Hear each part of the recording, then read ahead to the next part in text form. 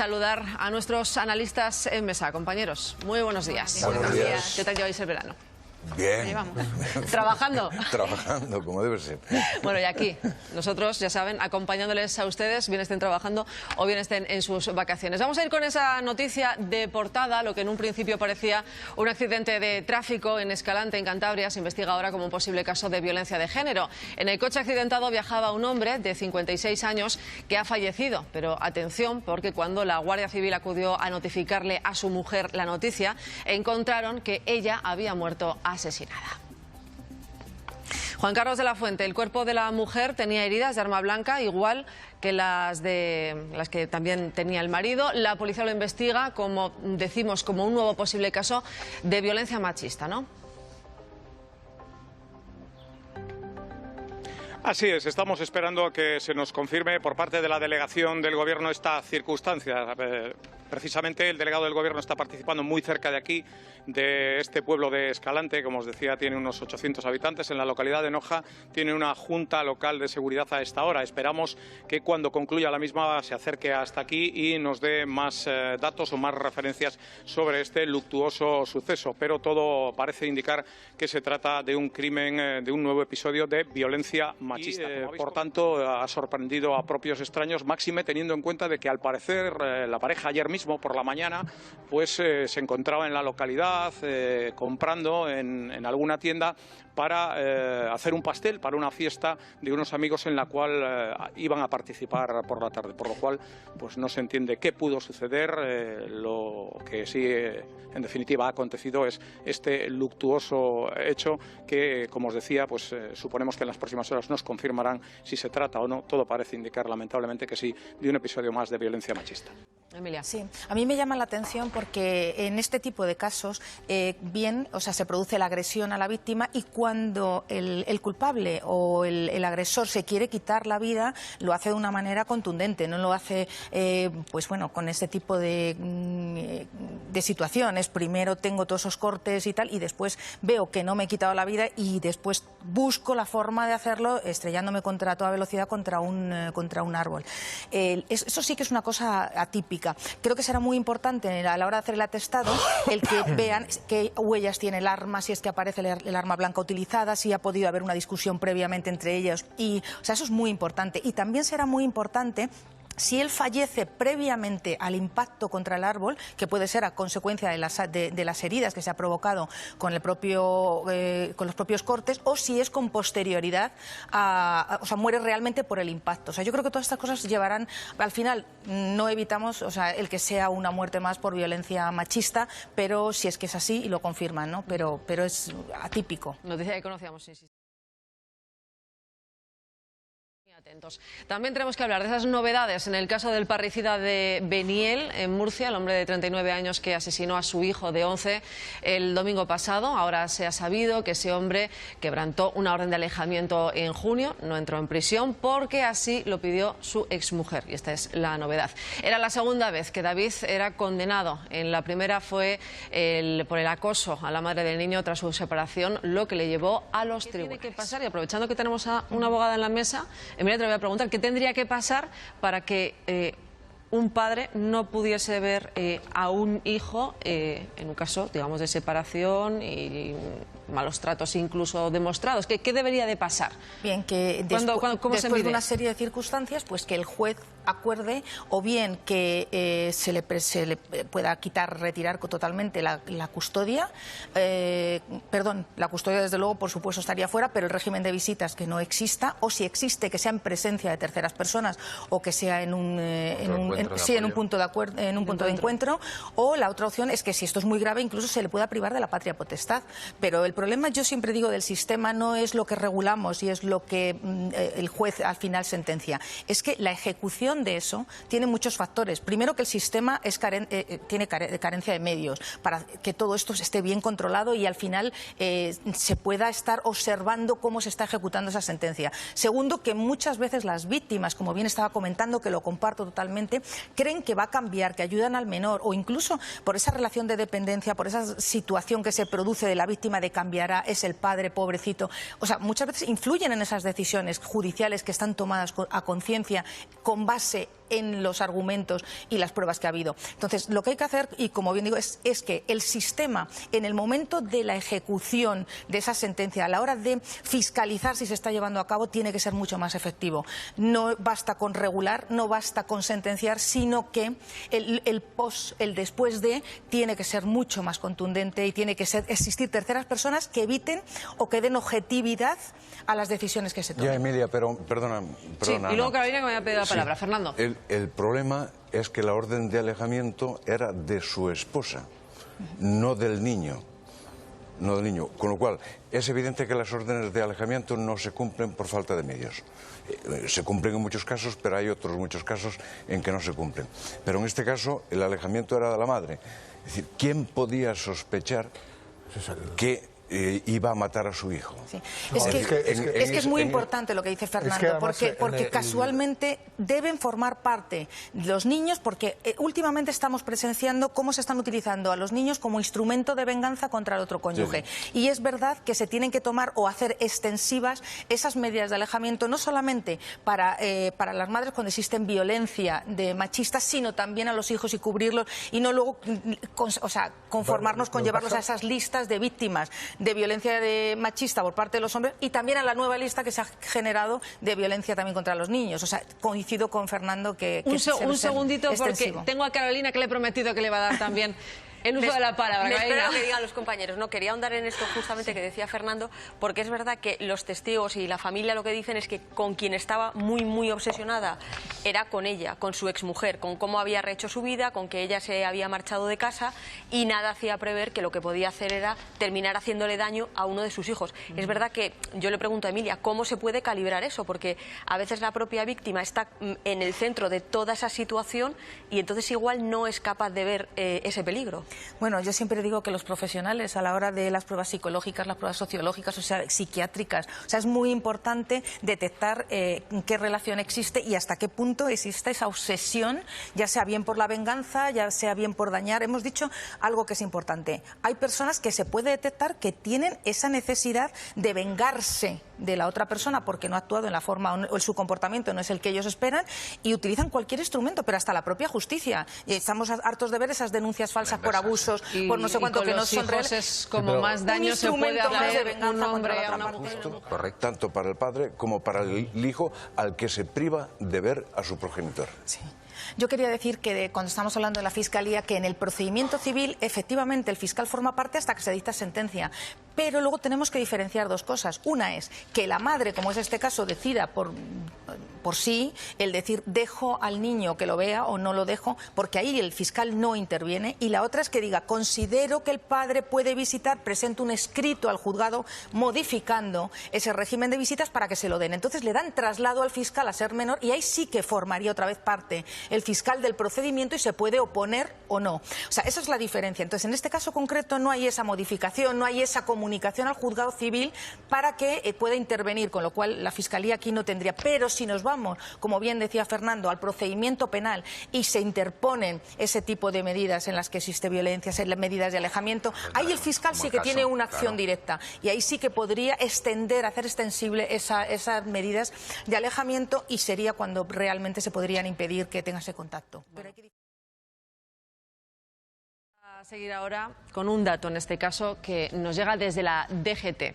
Más de 400 ciclistas, ¿han escuchado bien? 400 ciclistas han fallecido en las carreteras españolas en la última década. Alberto pudo ser uno de ellos. Circulaba el domingo por una carretera de Béjar, en Salamanca, y dice que un conductor trató de atropellarle intencionadamente. Maitane Bermejo, compañera, ¿cómo ocurrió todo? Cuéntanos. Ana, buenos días. ¿Qué tal? Pues sí, todo esto sucedía este domingo de mañana. Os lo vamos a mostrar dónde comenzaba lo ocurrido. Allí, en esta curva donde veis en este momento donde está pasando aquella furgoneta, es donde va a pasar Alberto con su bicicleta. Sale un coche, se salta el stop. Alberto continúa este camino, le recrimina esa actitud, y es el coche justamente en esta curva donde nos encontramos, donde casi empotra a Alberto aquí en este arcén, le choca con un lateral del vehículo, con el espejo retrovisor, y Alberto da hasta 2 vueltas de campana. Cae aquí en este punto donde nos encontramos. Nos acompaña precisamente él. Alberto, buenos días. Una situación peligrosísima y a punto de estar atropellado por este vehículo. Hola, buenos días. Así es. La verdad es que convivimos con peligro en la carretera cada día, pero muchas veces hasta que no pasan cosas así no te lo puedes creer, que muchas veces hay accidentes involuntarios, tanto de ciclistas como de conductores, pero que lleguemos a este punto de que te arrollen voluntariamente con el propósito de hacer daño es algo que no me entra en la cabeza. Muchas gracias. Bueno, ¿a qué se podría enfrentar este conductor que le hizo esa canallada a Alberto? Bueno, yo creo que podríamos estar hablando de una conducción temeraria. Estaríamos hablando incluso de 2 años de prisión, hasta 6 años de retirada del carnet de conducir, porque estamos hablando de un grave riesgo para la vida. Y también podríamos hablar de la ley de seguridad vial, está hablando de una multa de 500 euros, si es grave. Yo todo esto que estoy diciendo me parece súper leve, me parece mínimo, y creo que se debería regular de una manera muchísimo más importante, de una manera, porque aún así puede coexistir con el delito de lesiones. O sea, si hubiera un intento y lo hubiera hecho voluntariamente con ánimo de quitar la vida, un homicidio en grado de tentativa, o sea, podría entrar por ahí. Pero en realidad el delito, para mí, de conducción imprudente, para mí la pena en este tipo de casos en el que se producen los hechos de esta manera, me parece que se deben modificar y debe además corregirse al alza, y que la responsabilidad además no sea solamente 6 años de privación del carné, sino que las indemnizaciones sean muy altas por las lesiones, los daños y muchos más perjuicios que se crean posteriormente, ¿no? Y la Fiscalía ha acusado de homicidio imprudente a 7 responsables de salud y prevención de riesgos laborales de la empresa Metro de Madrid. Lo hace por el caso de los trabajadores que murieron por su exposición al amianto. La Fiscalía los acusa también de un delito contra los derechos de los trabajadores y de lesiones por imprudencia. Pues sobre esta acusación quiero que hablemos en esta mesa de debate. ¿A vosotros os parece esto el cargo que se presenta contra ellos, homicidio imprudente? Bueno, pues no sé si el adecuado, porque hoy hemos sabido que sus superiores sí que sabían en determinados momentos que estos trabajadores estaban trabajando precisamente con ese material altamente contaminante, peligroso, sin tener las medidas adecuadas para ello. Bueno, a mí algo de lo que sí me parece importante es que primero me da igual que sea en la empresa privada o en la empresa pública, pero el hecho de que se empiece a llevar a cabo el tema de la derivación de responsabilidades y que la gente actúe de una manera sin miedo a la hora de presentar ese tipo de reclamaciones, y que la Fiscalía empiece a tener en cuenta que si el trabajador, por miedo a perder su trabajo, por coacciones, por lo que sea, no lo presenta y está aguantando, porque hay veces que la necesidad hace que toleren determinadas circunstancias. Si el trabajador no lo hace, a mí me parece que la Fiscalía está empezando a hacer lo que debería haber hecho hace muchísimo tiempo. Y, por supuesto, la derivación de responsabilidades hacia las personas que lo conocen tiene que ser también de una manera directa y, además, con todo tipo de consecuencias. Les vamos a contar ahora la historia de Carlos Salgado. Carlos tiene la patria potestad y la custodia en exclusiva de su hija. En 2016, la madre se llevó a la pequeña. Lo hizo, según Carlos, incumpliendo todas las órdenes judiciales. Un detective ha localizado a la niña en Kirguistán, pero todos los intentos para que vuelva han sido en vano. Carlos pide que la justicia actúe para recuperarla. Cuenta con la patria potestad y la custodia de su hija Carolina. A pesar de todo, Carlos Salgado lleva más de 2 años intentando recuperarla. ¿Cuántos años tiene tu hija? Mi hija tiene 11 años y medio, cumplirá 12 en enero del año que viene. Te estás perdiendo una parte importante, sin duda, de su vida. Tú avisaste de que esto podía llegar a ocurrir, creo que hasta en 4 ocasiones, y creo que también un juez te terminó pidiendo disculpas por ello. Sí, correcto. Yo desde el primer momento, yo conociendo a mi exmujer y sabiendo que ella no obedece a la ley, yo lo cité por escrito 4 veces al juzgado de Blanes, diciendo: me van a secuestrar a mi hija, con esas palabras textuales, y pedíamos retirada del pasaporte, pedíamos que se prohibiera la salida del país de mi hija, y sin embargo el juzgado de Blanes no contestó a ninguna de todas estas, o creo que contestó a la primera, diciendo que bueno, que la madre sea rusa no significa que va a salir del país. Y luego, una vez ocurrido el secuestro, sí que el juez me reconoció que habían cometido errores, que se había equivocado en no prohibir la salida del país de mi hija. El punto de vista de Emilia, en este caso como abogada, también es interesante. Sí, yo quería decir que creo que este país no tiene firmado el convenio de La Haya y eso dificulta el que se pueda, lógicamente, hacer valer las resoluciones que nosotros tengamos aquí, con lo cual ella se siente mucho más protegida y amparada para incumplir. Y otra de las cosas que sí que me parecen importantes es que en este caso concreto la responsabilidad, yo sigo diciendo lo mismo, porque hay determinadas profesiones a las que tenemos miedo a pedir responsabilidades. Y existe el Consejo General del Poder Judicial, existe, y si no, existe la acción de la justicia. Entonces, si nos hemos encontrado que un juez no ha actuado de la forma conveniente y se le ha pedido en tiempo y forma que retire ese pasaporte y no lo ha hecho, y las consecuencias son graves, porque además estas consecuencias no olvidemos que son irreparables. O sea, son irreparables. Está perdiendo parte de la vida de su hija. Eso no lo va a recuperar nunca. Efectivamente. Él de su hija y la hija, la niña del padre. Con lo cual esto es irreparable. Entonces, yo considero que sí se debe valorar este tipo de cosas para que la gente lo haga con más cuidado. Además, el pedir que retiren un pasaporte no quiere decir que la menor no pueda salir. Lo que quiere decir es que cada vez que quiera salir necesita una autorización judicial que se puede pedir, con lo cual estaría mucho más controladas esas entradas y salidas. O sea, no le están impidiendo que viaje con la madre. Y algo de lo que ha dicho que es importante, decía, es que yo cuando hablo con la niña, a mí me parece es un pequeño error. Yo a la niña nunca le hubiera dicho es que mamá ha cumplido, está incumpliendo, la tienen que detener. Creo que para una niña de 10 años eso no sería la forma más correcta desde mi punto de vista. Creo que ella al final de todo pues no es parte de este procedimiento, pero no del problema como tal, de que la justicia no funcione, porque eso le hace que la niña se sienta responsable también. Para mí es un poco un perjuicio más a nivel psicológico, de presión frente a la niña, incluso que tenga que tomar parte, ¿no? Una situación muy es complicada. Muy delicada, muy delicada. Bueno. Buenos días, Ana. Buenos días a todos. Es que el jugador brasileño ha negado en todo momento que él agredirá sexualmente a Nayila, a la modelo brasileña. Lo hizo, en primer lugar, en las redes sociales, haciendo públicos los mensajes y las fotos que se intercambiaron entre ellos, precisamente poco antes de ese encuentro sexual que tuvieron en un hotel parisino, y también las 2 veces que tuvo que ir a declarar, por ejemplo, esta última, la última que fue llamado. Y esto es lo que contaba a la salida. Solo quiero dar las gracias por el apoyo, por el afecto de todos los que envían mensajes, todos los mensajes que he recibido hasta hoy. Probablemente tampoco fue exquisito, eso probablemente. Es decir, y realmente lo que sucedió en esa habitación solo lo saben ellos dos. Pero yo soy bastante de acuerdo con Fernando. Es decir, toda la trayectoria de esta mujer parece que va jugando en contra de ella dentro del procedimiento. Y por esta parte de la mesa. Sí, yo añadiría que este tipo de denuncias yo creo que ella lo habrá valorado, porque se arriesga si no consigue acreditar o demostrar todo esto, y al final no es que archiven o sobresean porque no hay pruebas suficientes, sino porque digan que no existió tal agresión.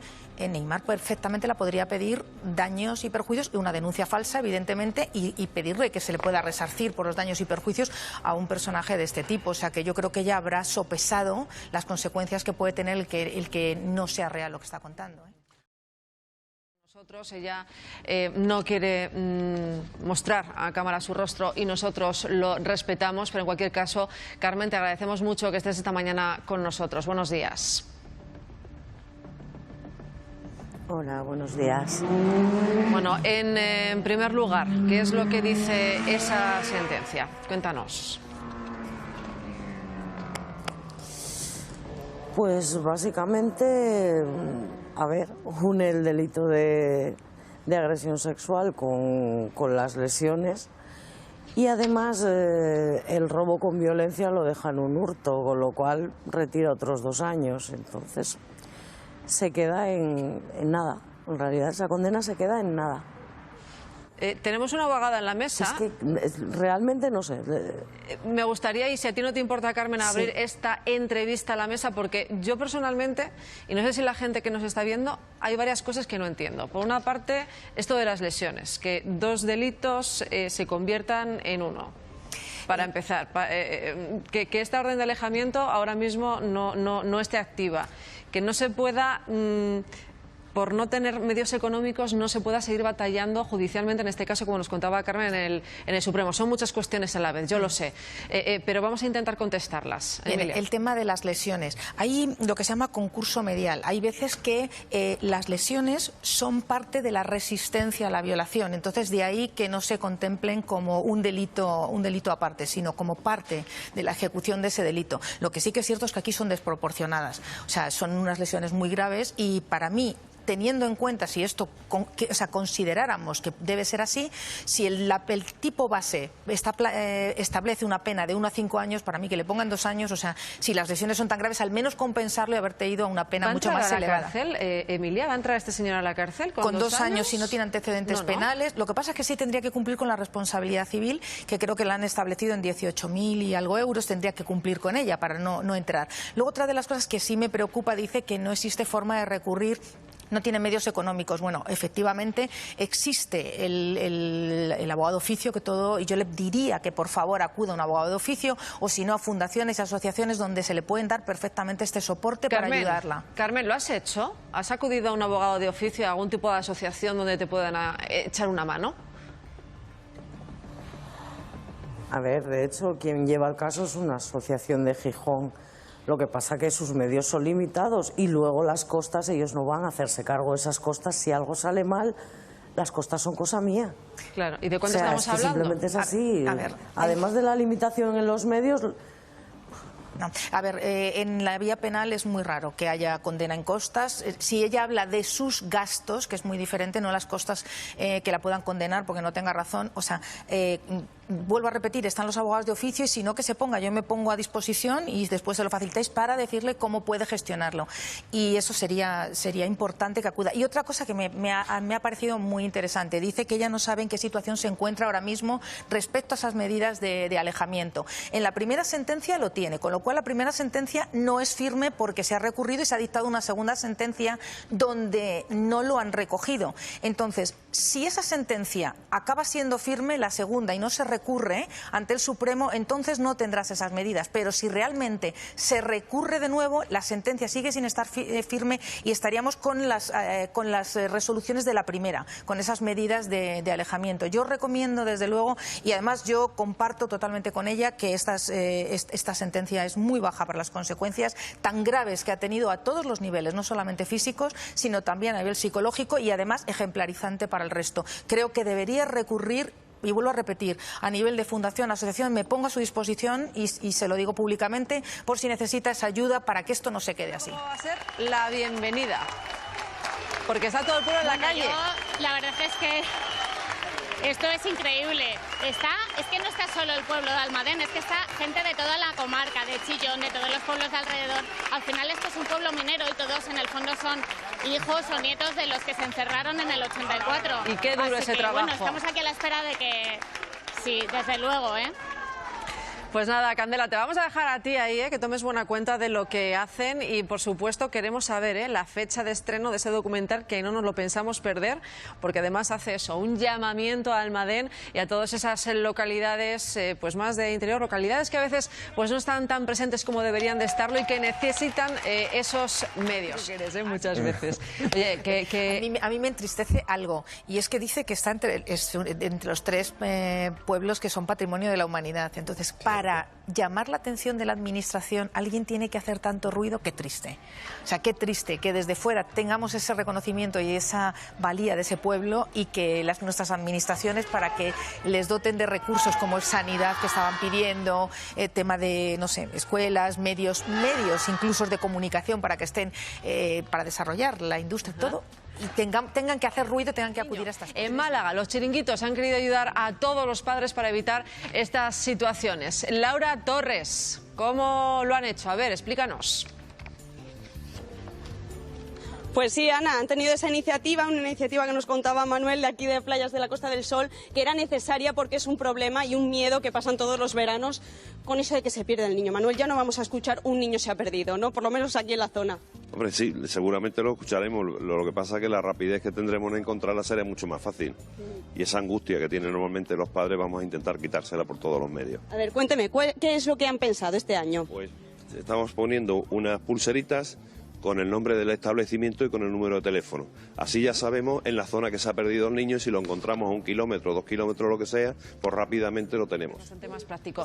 Y bromeaba yo con Laura, ¿quién no se ha perdido alguna vez en la playa? No sé vosotros, yo confieso que siendo pequeñita en San Sebastián me perdí. Además, esto podría ser extensible también a algunas personas con alguna discapacidad, algunas que serían personas de tercera edad que tienen... Muy buena idea. Y ya que lo han puesto en marcha, yo creo que sí sería interesante.